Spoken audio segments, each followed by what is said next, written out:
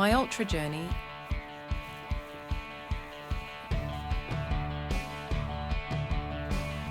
Blackboard Ultra Episode 2, Episode 2. Midway Migration Update. Can you provide a brief update on where you are with your module?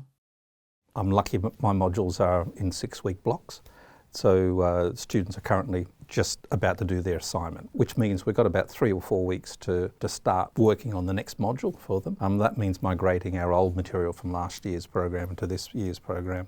I rely very heavily on digital media such as podcasts and videos, and I'm able to produce them in our studio.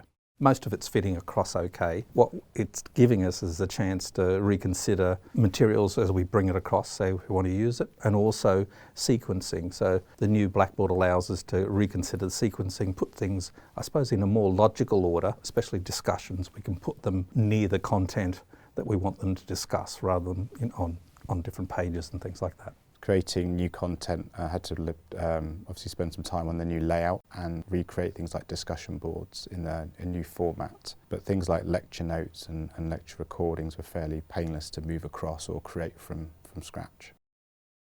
What features do you find most useful in Blackboard Ultra?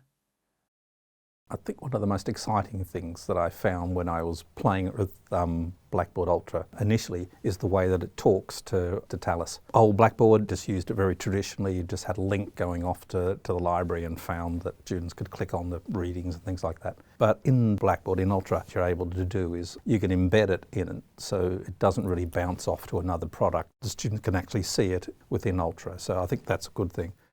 The interface is a lot less cluttered now. So it's very easy to find certain functions that I need to use, and they're really logically ordered as well. So that helps. And the general layout is nice.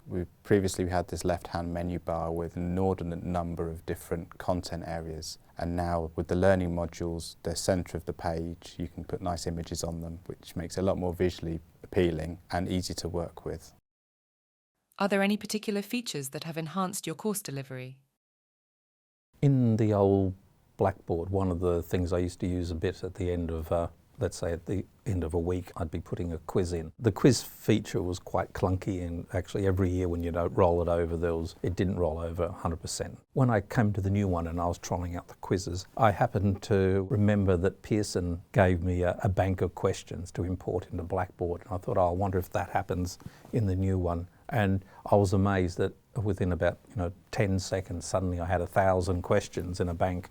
Now I can select anything I want, bring it in, and then actually put it in to a specific location within, let's say, within a week's activity. So rather than sending them off to the quiz section of the Blackboard, I can embed it where I wanted it, let's say at the end of the week or in the middle of a week.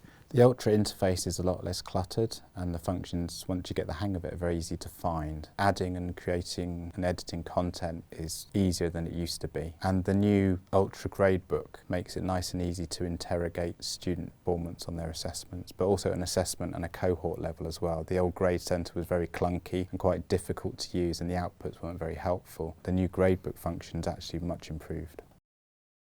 Have you faced any challenges during the Ultra migration? If so, did you receive any support to resolve them?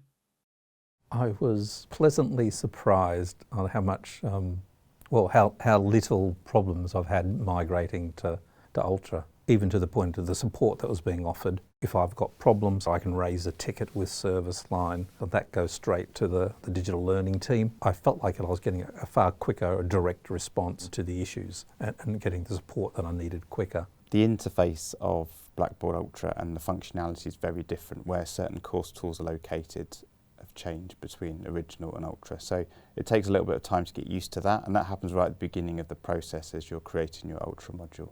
But thankfully there's lots of useful support from iSolutions that you can leverage to help you understand how to do these basic tasks. One thing I did find when I moved some stuff across from original, the links stopped working, so I had to reinsert the files. So it's always useful to have a good check as well as you move content across, because it can catch you out.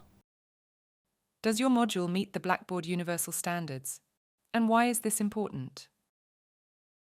We had to look at other colleagues' Blackboards over the years, and see the variation between one Blackboard and another in different modules. And sometimes I sit there wondering, how the heck can a student find information, especially if they've got going from one class to the next, and that variation is not useful, I don't think, for the student experience. The Universal Standards tries to create a common experience that students have as they move from one module to the next module. It's not a one-size-fits-all. There's lots of variation in the way that you can do things, but there's certainly using common labels or similar labels so students can find things is really quite useful for the student. So I think the Universal Standards, it's a very useful sort of guideline when you're first coming into your Blackboard to create it. There's a rough template of the things that would be considered useful or good practice to actually have in your course, and then you can actually sort of make that decision. For me, that's a very useful approach.